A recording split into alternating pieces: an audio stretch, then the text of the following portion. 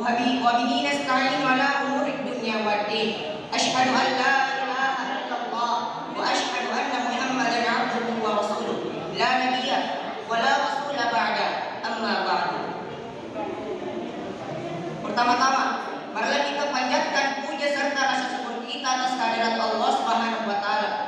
Yang dimana Allah Subhanahu wa taala telah memberikan kita begitu banyak macam kenikmatannya. Mulai dari nikmat kesehatan, nikmat kesempatan, dan ada dua nikmat yang paling istimewa yang Allah Subhanahu wa taala berikan kepada kita, yaitu nikmat iman dan manisnya Islam.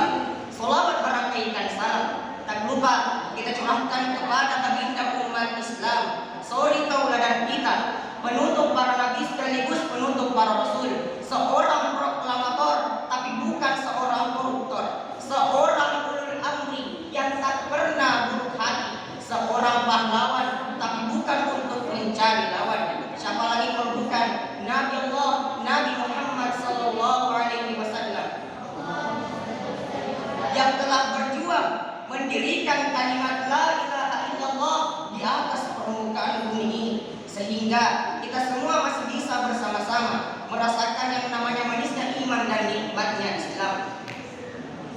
Hadirin sekalian yang berbahagia, pada kesempatan kali ini saya akan menyampaikan beberapa kata, mungkin akan saya katakan menjadi berjuta-juta kata, tentang keadilan di negara ini.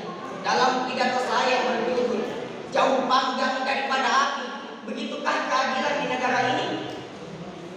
Iya, Soekarno pernah mengatakan, Tuhan menciptakan bangsa untuk maju melawan kebohongan elit atas. Hanya bangsanya sendiri yang mampu merubah nasib negerinya sendiri. Generasi muda Indonesia yang penuh semangat. Sebagaimana kita telah ketahui bersama bahwa Indonesia adalah negara hukum. Sebagai negara hukum, tentunya penegakan hukum yang tidak memihak telah diatur dalam Undang-Undang Dasar 1945 pada pasal 27 ayat 1, yang dimana semua orang diperlakukan sama di hadapan hukum. Untuk menerapkan negara hukum, setiap manusia berhak memperoleh yang namanya keadilan, baik itu dari masyarakat maupun dari negara.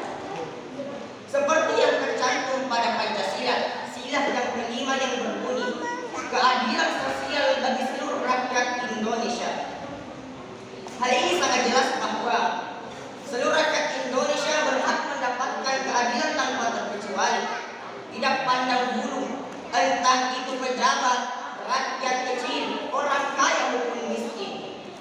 Namun dalam prakteknya, hal ini terjadi di negara ini. Masih banyak sekali ketidakadilan hukum yang terjadi di negara ini. Terlebih ketidakadilan yang dirasakan saudara-saudara kita yang hidupnya menengah ke bawah. Bahkan ada dari mereka yang hidupnya melarat. Sedangkan bagi mereka yang memilih harta dan tahta yang tinggi, hukum terasa tidak bernilai. Hukum dan keadilan menjadi barang mahal di negara ini. Prinsip peradilan yang cepat, biaya ringan dan sederhana, sulit untuk ditemukan dalam praktek keadilan. Di negara ini, pelaksanaan hukum diibaratkan bagai menegakkan benang basah. Maksudnya sulit dan susah untuk diterapkan. Ketidakadilan hukum di Indonesia terlihat dari berbagai kasus dan kejadian hukum yang terjadi di negara kita ini, yang seperti kita lihat di televisi dan media sosial. Contohnya, masih ingatkah kita kembali nominasi yang beliau dituntut 7 tahun di penjara karena cuma gara-gara mencuri barang milik perusahaan. Berbeda dengan para koruptor yang telah merugikan negara, dapat berada bebas tanpa hukuman yang pasti yang sesuai dengan perbuatan mereka.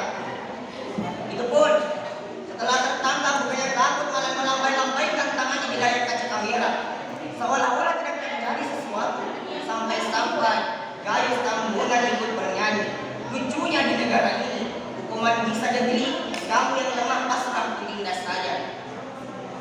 Contoh lain ketidakadilan yang nyata berlangsung sekarang pada pemberlakuan PPKM darurat. Pergerakan rakyat dibatasi secara ketat, sementara perjalanan internasional masih terbuka. Mengapa hal ini bisa terjadi?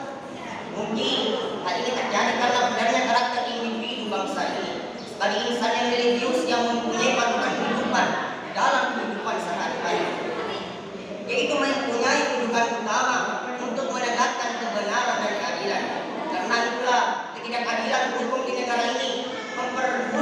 sejahtera dari bangsa itu sendiri, sekaligus menjadi bangsa dan membuat kerusakan.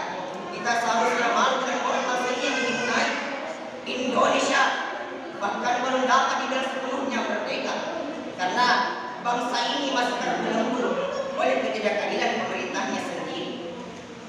Generasi muda Indonesia yang penuh semangat. Allah Subhanahu wa taala berfirman,